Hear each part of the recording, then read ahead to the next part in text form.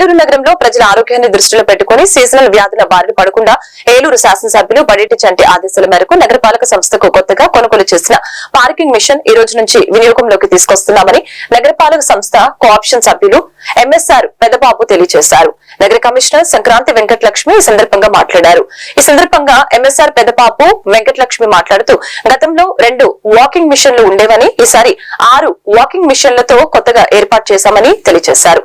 ఈ వర్షాకాలంలో ప్రజలు కూడా జాగ్రత్తలు తీసుకోవాలని అన్నారు.